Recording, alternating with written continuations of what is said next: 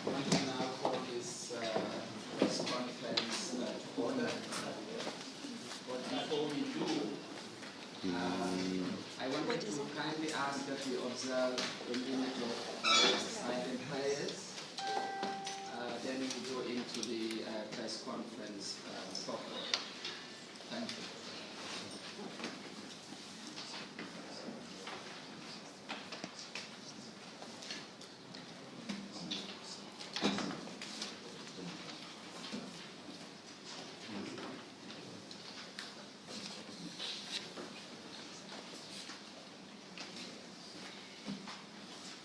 Thank you very much.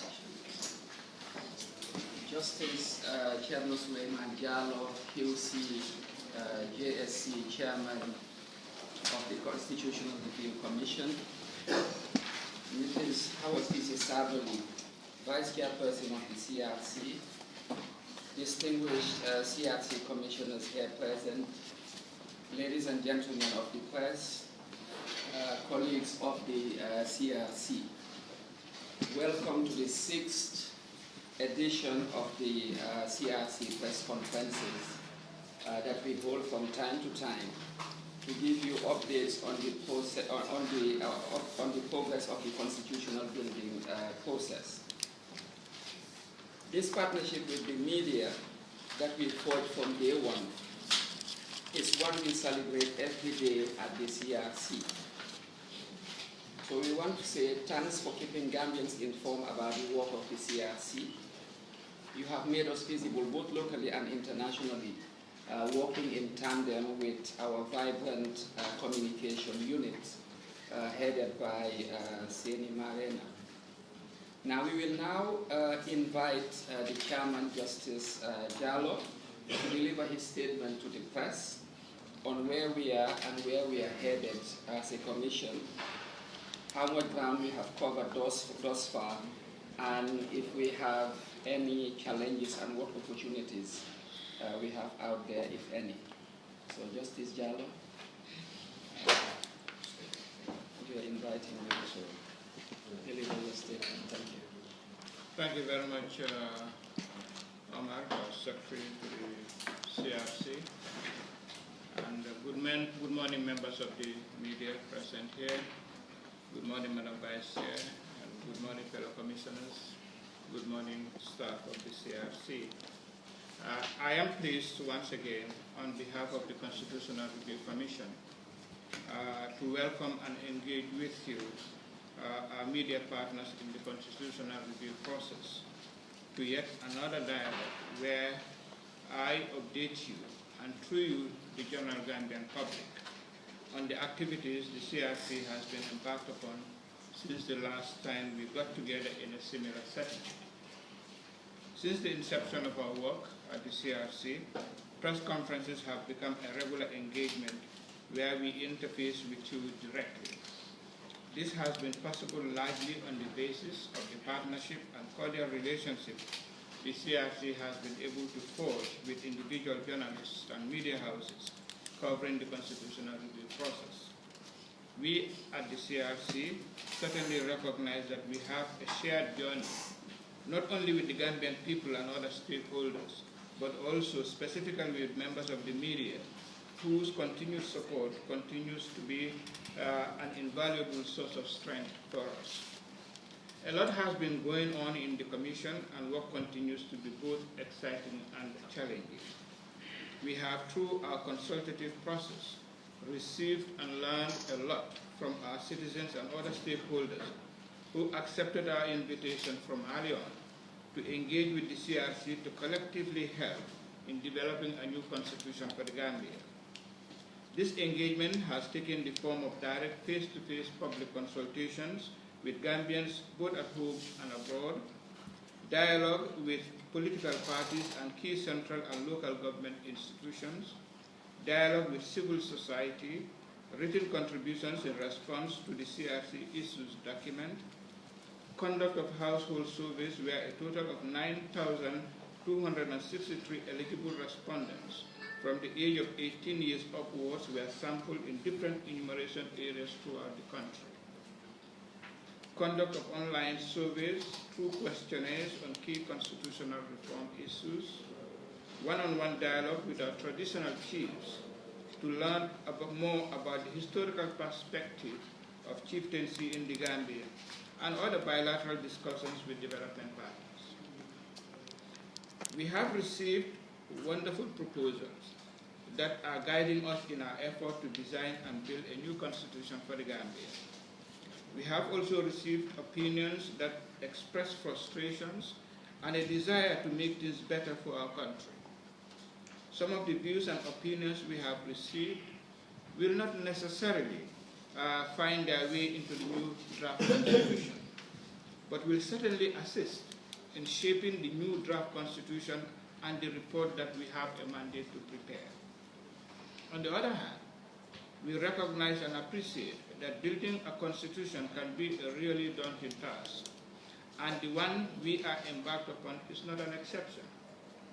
We have the important challenge of piecing together the opinions we have received over the last 8 months plus, analyze them and determine which ones represent the aspirations of the Gambian people and thus can be properly built into the new draft constitution. Within this scope also is the need to work on and establish what constitutional issues represent international best practice. In addition, we have the responsibility of determining our country's international obligations in relation to treaties the Gambia is a party to and how these relate to or affect the constitution building process. Not the least irrelevant is the importance of giving weight to the norms and values of our people and society. I'm sure you all recognize the challenges we are faced with, but we continue to be determined to carry on with our assignment to a successful conclusion. Overall, from our assessment of the opinions and aspirations expressed by Gambians and other stakeholders during the constitutional review process, the following key issues stand out. Firstly, the democratic governance of the Gambia must be given priority, and that is to say, there is the need to respect the rule of law and fundamental rights and freedoms. Second, governance institutions must be strengthened to uphold the values and the letter and spirit of the Constitution. That is to say, the need to guard against abuse and the arrogation of unchecked exercise of power. Thirdly, proper management of public finances and ensuring effective accountability in government. That is to say, tackling corrupt behavior and restoring public confidence in government as an institution. Fourthly, a development process whereby local government serves as a meaningful engine for national development. That is to say, the need to empower local government authorities to ensure development from bottom up. Fifthly, the importance of ensuring adequate checks and balances between the key government institutions of the executive, legislature, and the judiciary, with each being independent, but providing a supportive role to each other as a mechanism for enhancing the democratic governance of the Gambia. And lastly, the need to adequately protect our natural environment, that is fisheries resources, forests, at least what is left of it, and others, as well as our water and other natural resources, including the equitable sharing of those resources, and the equitable use and distribution of land in such responsible manner that the future generations of Gambians can equally benefit from. I now address some specific matters relating to the CRC's work since we last met, and as we continue to carry out our assignment of reviewing the current constitution and commence the drafting process to develop a new constitution for the Gambia and the accompanying report, starting with the external consultations. The Commission has concluded its external public consultations with Gambians in the diaspora. This has brought us essentially to the end of the CRC's process of canvassing and receiving opinions from the public with regard to constitutional reforms. In Africa, the CRC meetings were held in Senegal and Mauritania. In the Middle East, the meeting was held in Saudi Arabia. These meetings were undertaken in late April and early May 2019. In Europe, the CRC engaged Gambians in the United Kingdom, Germany, Sweden, France, and Spain. These consultations were held during the course of the month of June 2019. In the United States, the major cities in which the CRC held public consultations were New York City, Washington, D.C., Atlanta, Seattle, Minneapolis, and Raleigh. These consultations were held in late June and early July. The consultative process sought to learn of and receive the views and aspirations of Gambians living in the diaspora on the drafting of the new Gambian constitution. The turnout and contributions during the public consultations were quite impressive, and the external exercise went far enough in enabling Gambians abroad to have a strong sense of belonging in the constitutional review process. Diaspora Gambians, who not only attended and participated in the consultation process, but also took their own initiative through social media and other platforms to encourage Gambians in the diaspora to attend and contribute their quota to the review of the current constitution, had expressed delight at being afforded the once-in-a-lifetime opportunity to be a part of developing the constitution of their own country. While we were not able to visit other key jurisdictions, we had witnessed where Gambians had traveled across states in the United States to attend the public consultations nearest to them. Although we could not visit Canada, which has a large Gambian community, our compatriots in that country dispatched a representative in the name of Bintu Barrow, currently Gambia's Consul General designate in Toronto, to attend the public consultations we had in New York on their behalf.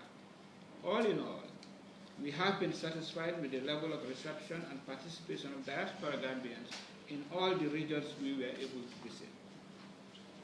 I should add that the success of the CRC's external consultation has largely been due to the commitment and leadership of the various Gambian associations in the countries we visited.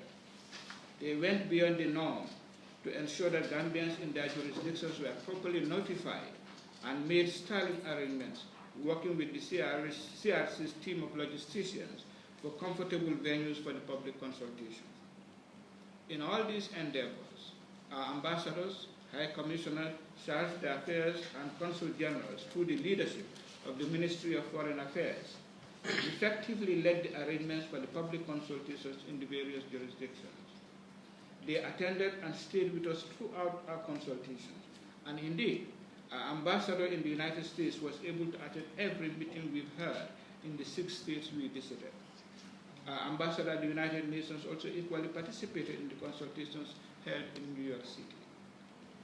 We thank all of them, including the individuals who took it upon themselves to ensure our comfort during our engagement with the Gambian diaspora.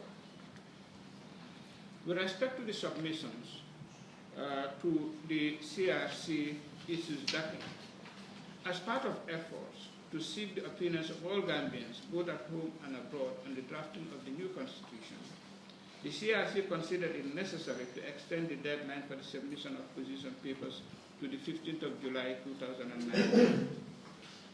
The decision was born out of the need to give ample time to the public and stakeholders to contribute to the constitutional review process. That deadline, of course, has now expired.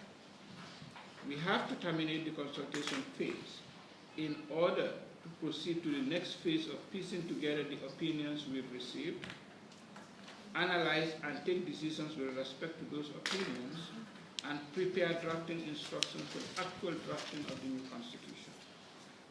We are very much mindful that our mandate constrains us to an 18-month period, which expires towards the end of this year. The mandate of the CRC requires it to consult with Gambians and other stakeholders to seek their opinions on what they aspire to see included in the new constitution for the Gambia. It is precisely for this reason that we gave enough time for the public to be part of the process. We are confident that we have used every meaningful method possible to reach out to and afford Gambians the opportunity to participate in and share their views on the shaping of the new constitution. Many have seized the opportunity, and to them I say on behalf of my fellow commissioners and the entire CRC staff, thank you. You have done well for your country. On Monday, 22nd July 2019, an in-house capacity building exercise was conducted for all CRC staff by the CRC Statistics Unit on how to generate various types of graphs and charts using the Microsoft Excel application. Most CRC staff are involved in some form of report writing, and there are sections of some of the reports which would require quantitative and qualitative analysis.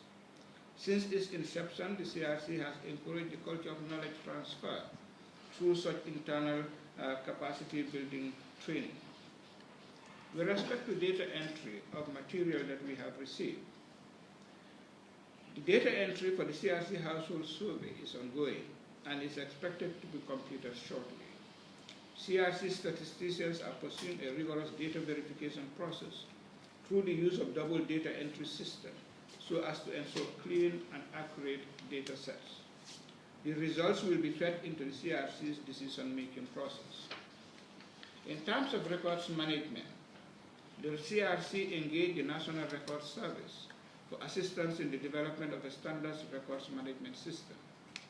The National Records Service completed their work timely and were able to train identified CRC staff on how to manage the newly created CRC Records Management Unit. The CRC is also in the process of implementing all other recommendations of the National Records Service to ensure an efficient and effective records management system. The constitutional review process is a historic exercise. Thus, there is a sacrosanct need to ensure that the records are effectively kept and maintained for future reference, in addition to the use they are being put to during the course of our assignment in drafting a new constitution and preparing an accompanying report. Moving on to the technical committees. The CRC Act empowers it under Section 11 to establish technical committees, with each technical committee being chaired by a commissioner to facilitate and assist with the work of the CRC. In line with that provision, 5 technical committees have been established, 3 of which were inaugurated earlier in April and May of this year. The established technical committees that started work about 3 months ago and are winding up are the Public Finance Management Committee, chaired by Commissioner Fatimata Jallo and assisted by Commissioner Salimata Toure. Land, Environment and Natural Resources, chaired by Commissioner Lamin Kamara and assisted by Commissioner Dr. Melville George. Media, Public Education and Communication, chaired by Commissioner Amiju Cole and assisted by Commissioner Yakuba Diba.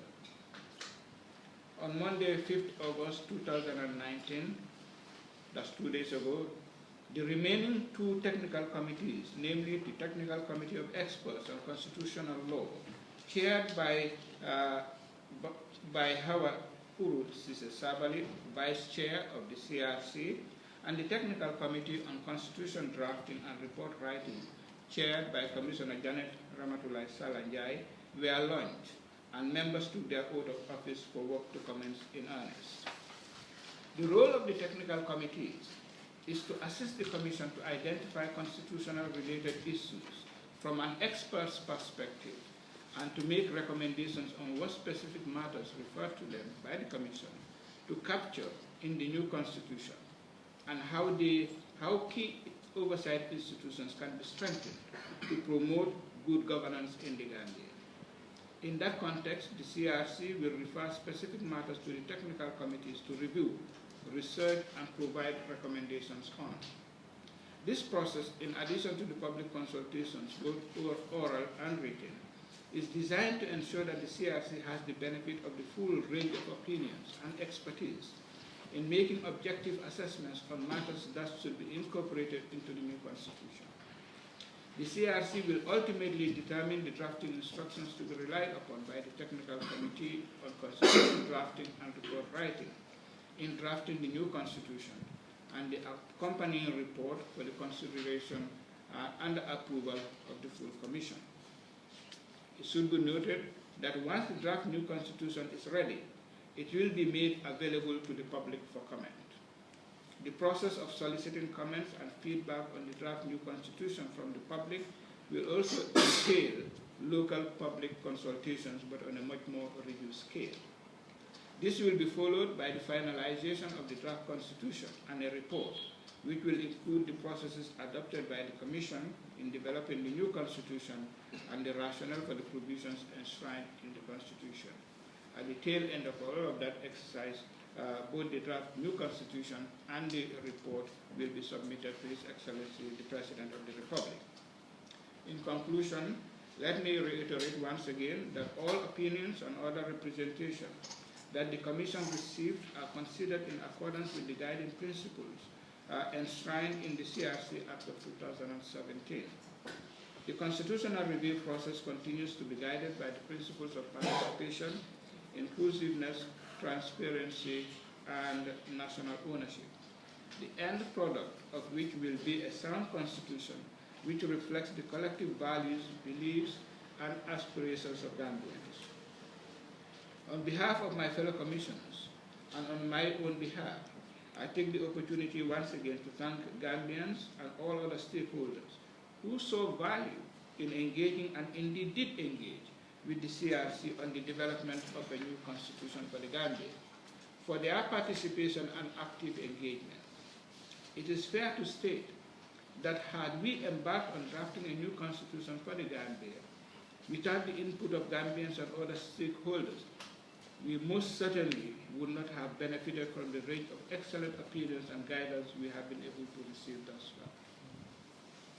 We are reinforced in our belief that there is always value in consulting. Our public consultations process has seen a diversity of opinions, but more gratifying is the respect everyone has accorded to each other's opinion, even where they disagree. This is phenomenal, and we at the CRC are convinced that together as a people and as a country, recognizing that the writing of a constitution is not only about the present, but also about the future generations of Gambians. Not about me, but about us collectively, and not about personal interests, but about the interests of all Gambians and our country. We can develop a new constitution that we can legitimately take ownership of. Ladies and gentlemen of the media, thank you sincerely for your time and attention.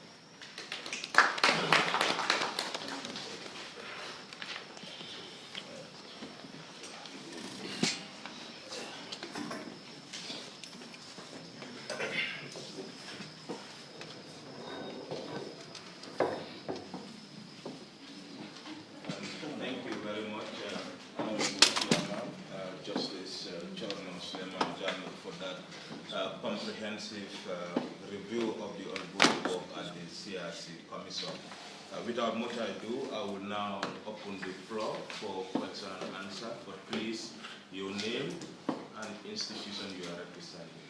You can also ask your question in local languages if you wish for your readership and viewers.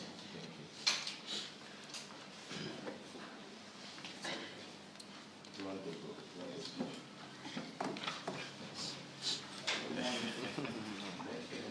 Thank you very much, Chair.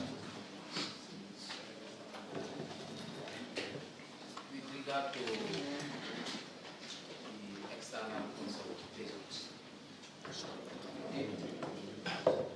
Name. I am Kewa Ansumani. I'm from Chronicle News. I would like to ask the Honorable Chairman to tell us how much so far has been spent as far as the external consultations are concerned. It is mentioned that the Commission has visited two countries in Africa, that is Senegal and Mauritania, and also embarked on similar visiting and consultations in Europe and America. It has triggered a lot of questions, especially from Gambians outside and others who are using the social media, that a lot of money has been spent these consultations.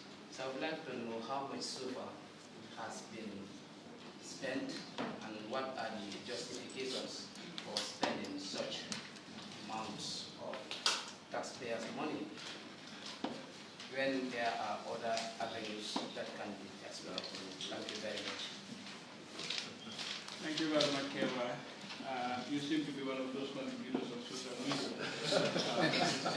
Particular subject matter. But perhaps before I even answer your question, I should just make the point that we have also seen a lot of sentiments being expressed with respect to external consultations. And I've said before that a constitutional review process, in the manner we have designed and are implementing, cannot be expected to be achieved. The question ultimately for us and for all of us as citizens is whether we are getting value for money spent in this exercise. So it will be rather unfortunate if we place too much emphasis on money and overlook the value we are getting out of it. I just thought I need to make that very clear. We've seen obviously pundits on social media giving their own figures, you know, as to how much of public funds are being spent, and some are saying how much public funds are being wasted. I would want to say that nothing we've done can legitimately be described as a waste of public funds, especially where we are consulting with our own citizens, both at home and abroad. The alternative to this would have been to sit here in the CRC Secretariat and write the Constitution, and just to have the Constitution end up being rejected by the people because they haven't been consulted. So I think we must not overlook the importance and value of consulting our citizens, whether at home or abroad. Having said that, with respect to your specific question, Keba, you will recall that when we had this similar press conference the last time, similar questions were being asked as to whether there are no other better alternatives we could have utilized to engage the Gambian diaspora. My challenge to you is talk to the Gambians in the diaspora, those who have come out and met with us, and ask them the same question. I'm sure you will receive the answer that you didn't expect. They felt quite rightly, in my view, that they deserve to be consulted in the same manner as Gambians within the country were consulted. And they also made the point very clearly. Had it been done online, the number of participation we have seen would never have occurred. So it provided a platform. We must not undervalue the direct interface, the value of the direct interface. That is very critical and it is important. So having said that, just to answer your question now directly, the total amount that was, and we will provide these details later on, the total amount that was budgeted for the external consultations was $18.9 million. And I want to make sure you get that right. Sorry, can you say again? $18.9 million. All right. The total amount spent, that was what was budgeted for. The total amount that has been spent on the external consultation is $14.6 million. 14.6. That's over a savings of $4 million. And we really cut a lot of corners, and I would particularly want to thank the commissioners and the other staff who agreed and did not complain one day to take the most inconvenient travel mechanisms to get this done. We've seen where, I've personally seen where commissioners, the tallest ones amongst us, have had to pay extra money just to secure the correct seats on the plane. And I think this is all commendable. They haven't complained, you know, and it's all through the recognition that we are not here to, allocate money to ourselves or to do anything. We are embarked on a national exercise, and that needs to be done prudently and wisely, and I believe that is what we have been able to do. But if you compare this This is the external consultations. We've had panelists talk about figures much higher. If you look at the internal consultation, that was a little over $13 million. So you are talking of the difference of about just $1 million between the between the internal consultations and the external consultations. So you can draw your own conclusions as to whether it was really worth the exercise. And I can tell you, when you make that analysis yourselves, do it in a way that will include opinions from Gambians in the diaspora that have participated. And I'm emphasizing that have participated because we've seen a lot of criticism, and nothing wrong with criticism, but a lot of criticism of the external consultation process from persons who have to date not contributed a single word to the CRC process. Nothing at all. So why should we stop other Gambians from benefiting from the relevant platforms to engage with us and contribute ideas to the constitutional review process? So I think that's enough said on Keba's question. Thank you, Chair. The next question, please keep it short and simple, as we always do in journalism. Okay. Yeah. My name is Mohamed Jawa from Gambia TV.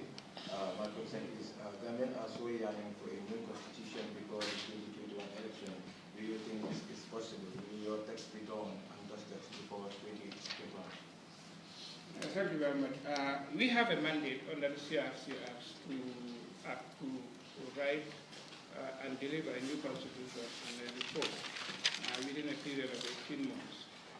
Having commenced our work on the 4th of June 2018, by the 4th of December 2019, we should be able to deliver the new constitution. What happens thereafter is outside of our mandate. Our mandate is to write a new constitution and a report to hand over to the executive, and then the relevant processes will take their logical course. How that affects what happens in 2021 is anybody's guess, but I think for us as the CRC, we are constrained by the law that has established us and given us the mandate that we are currently embarked upon. Yeah, Mr. John. I'm glad you're the reporter, Fidon and Carolins. Well, you made it clear that this process is not about us.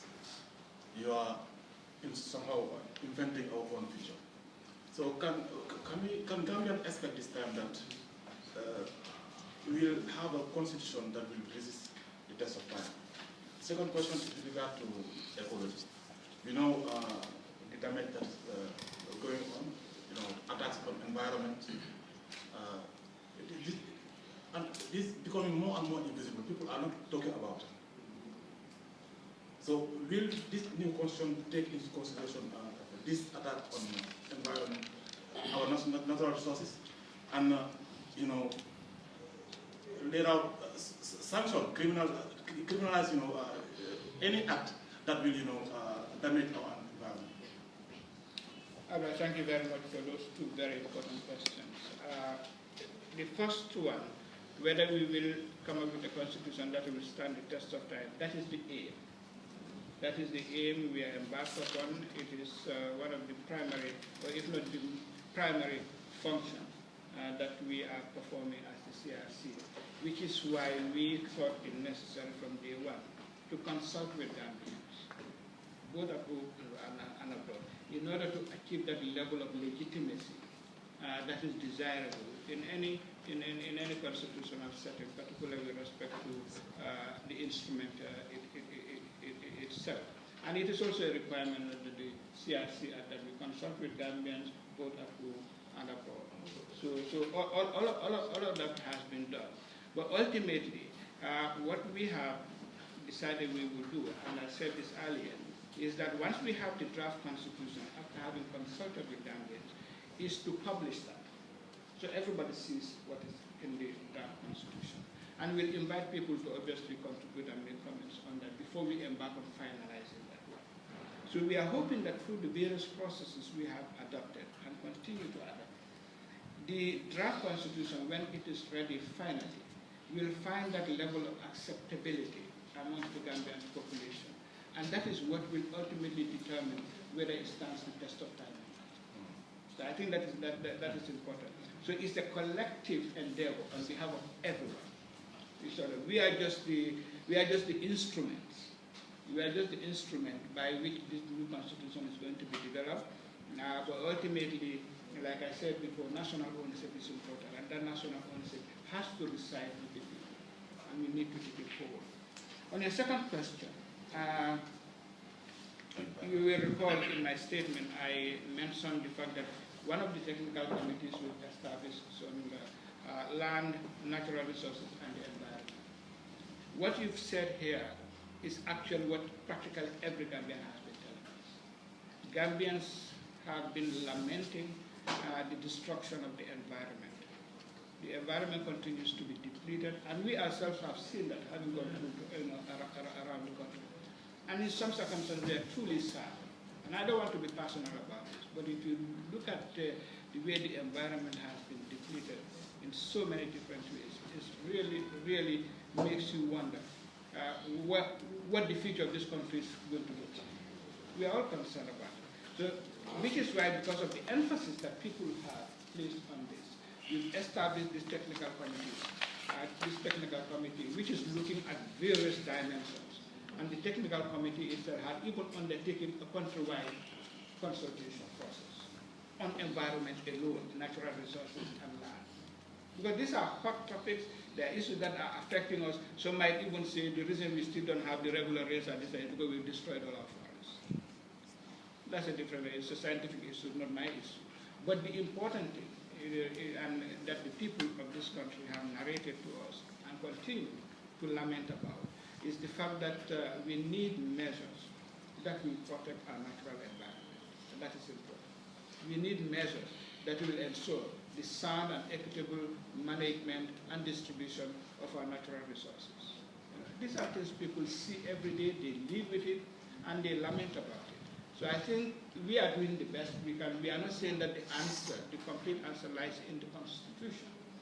As you may be aware, the Constitution is merely a legal framework. It cannot have all the details.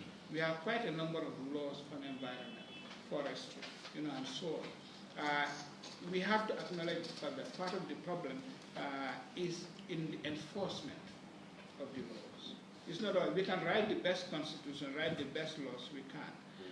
If the enforcement mechanism is weak, there is very little we can do. So I think it's important that especially you members of the media continue to also lament about environmental degradation in the country. We've had a case, I believe, when we were in the US.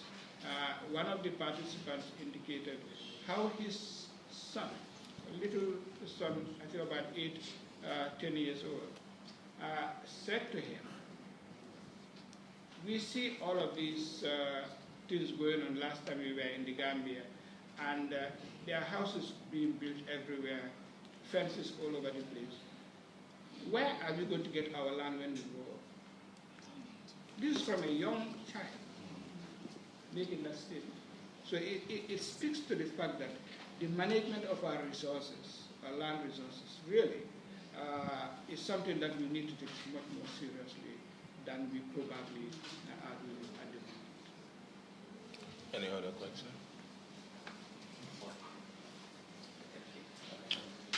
You give chance to others. Any question?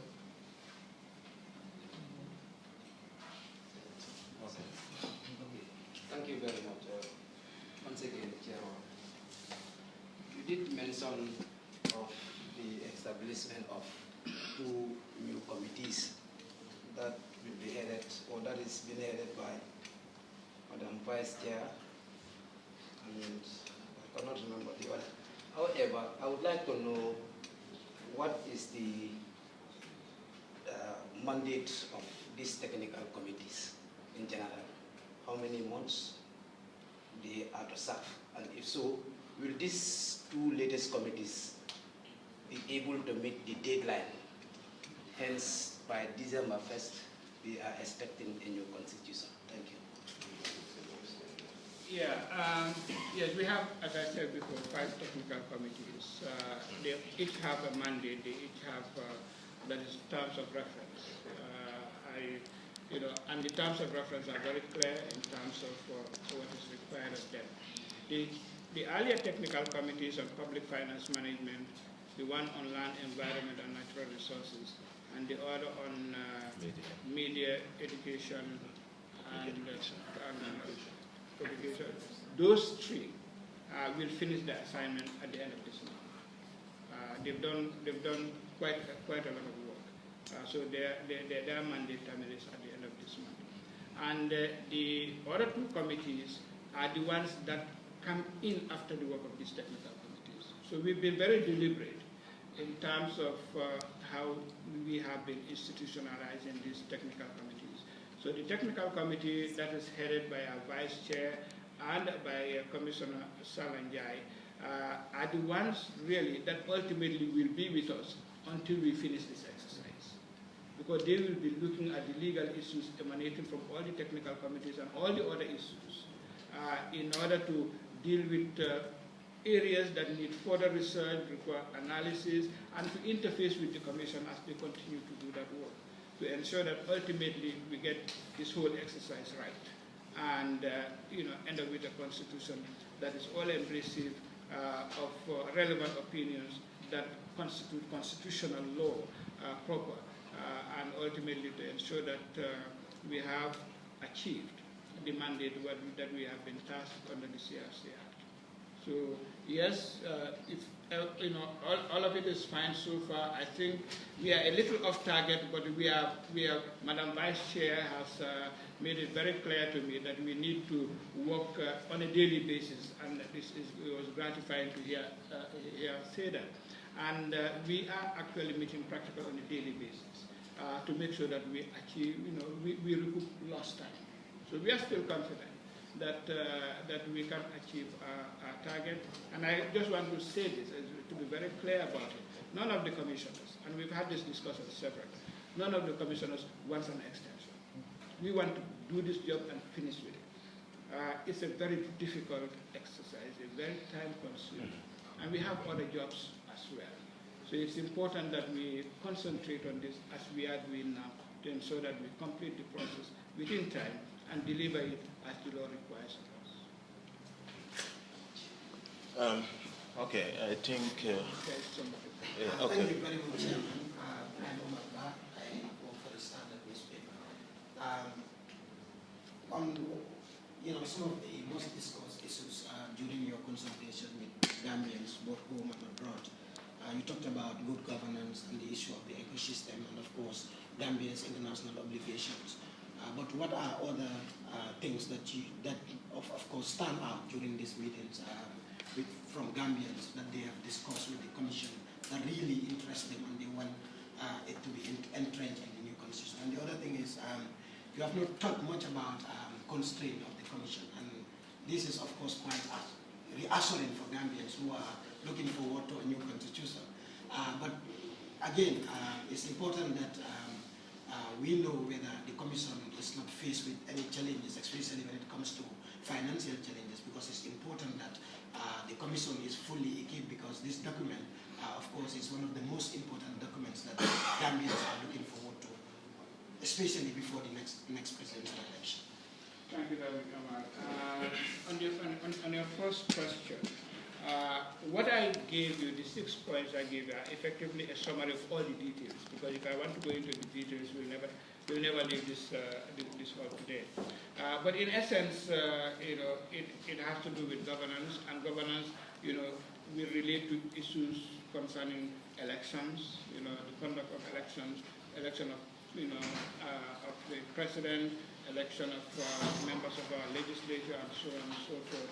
And it also has to do with the whole issue of transparency, accountability, ensuring that we have the proper institutions and the proper systems and procedures governing how our budget is dealt with, how our monies are being spent, how our monies are being accounted for and audited.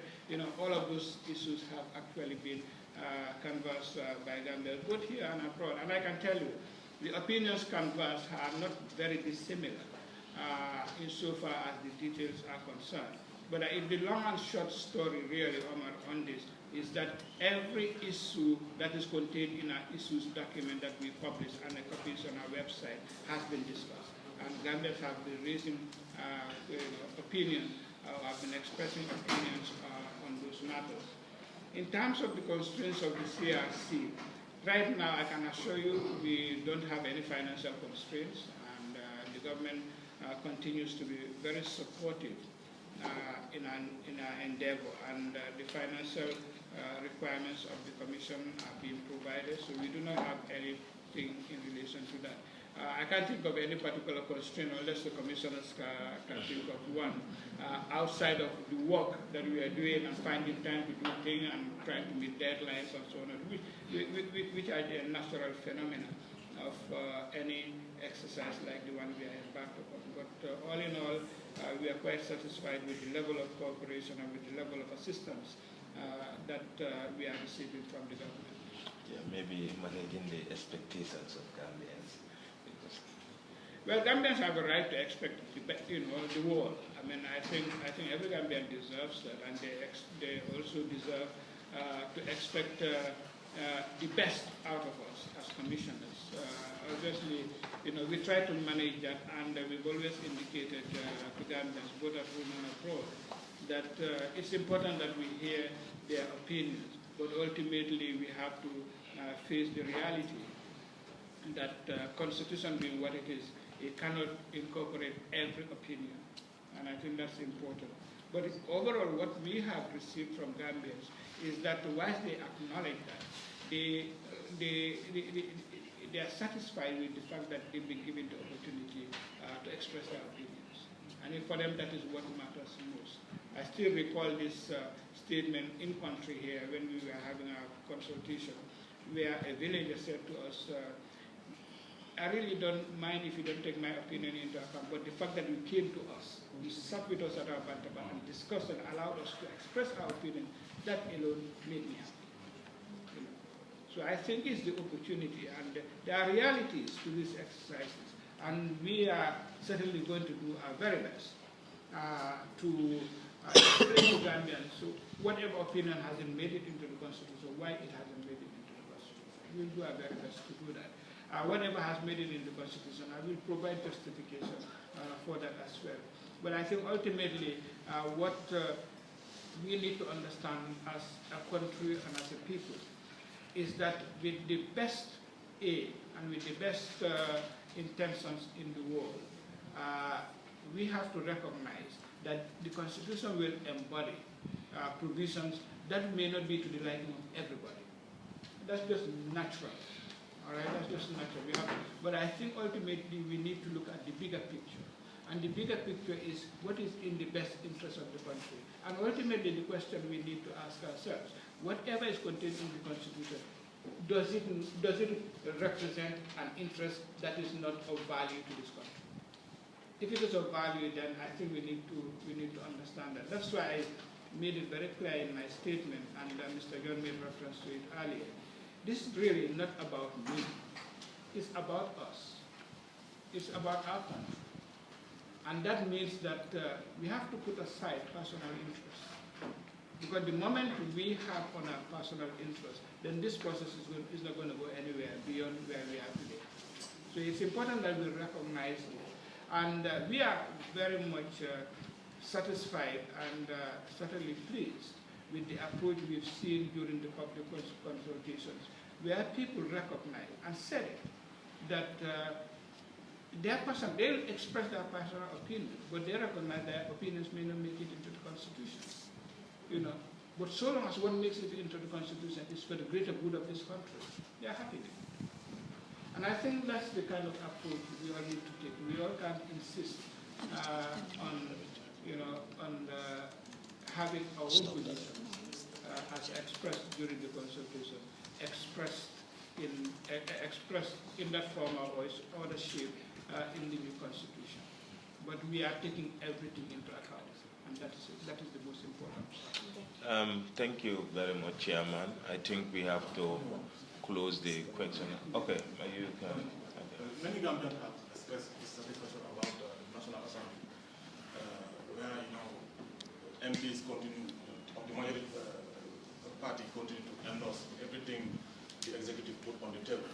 So have you identified key areas to ensure that the country's law-making body will play fully its oversight role? Well, we cannot, as a Constitutional Review Commission, determine the processes and procedures that function within Parliament. I think what we can do is to provide the necessary legal framework that will enable the proper exercise of powers and proper performance of functions within that setting. And we've had a very, very useful and very helpful dialogue with members of our National Assembly, where everybody recognized that ultimately we are dealing with a constitution that is designed to make things better for this country. That means, and they've emphasized it, that means ensuring that that level of separation of powers is properly identified and written in the new constitution. If there are any current constraints, obviously those will be looked at, but ultimately we do need to recognize that, and I believe I've said this before, the constitution, you may describe it as a mere piece of document. Somebody has to breathe life into that document. That means that the people who have responsibility for the enforcement or execution or implementation of that document have to perform their roles in a very responsible and effective and efficient manner. Unless that happens, it's not going to work. And one of the things Gambians have been telling us, and this goes outside of the National Assembly even, is that they want strong institutions that will ensure that the democratic process in this country is not about lip service. It's about something that is real, something that needs to be given life to. So it's important that we take all of these factors into account. And we can only do so much in the Constitution to make sure that we create the relevant, strong institutions that are transparent and that are responsible or are going to be responsible enough, but also a mechanism that ensures that you can't get there and think that because of all of these protections, you can misbehave and nothing's going to happen to you. There has to be these checks and balances. We have to contain and control our own way of behavior, recognizing that the offices we occupy are public offices on behalf of the people.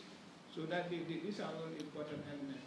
And some element of civic education is also important. And when we talk about civic education in this country, we normally tend to talk about those who are not educated or less educated. Frankly speaking, if you ask me, I will tell you that educated people also need civic education. So I think it's important that we see it as a collective rather than cherry picking, what applies to you and so on. Thank you very much, colleagues. I will now, pass the mic to the Vice Chairperson, our Sister Savali, to give the closing remarks. And from there, we have our General Group Teacher outside with the members of the press. Honorable Vice Chairperson.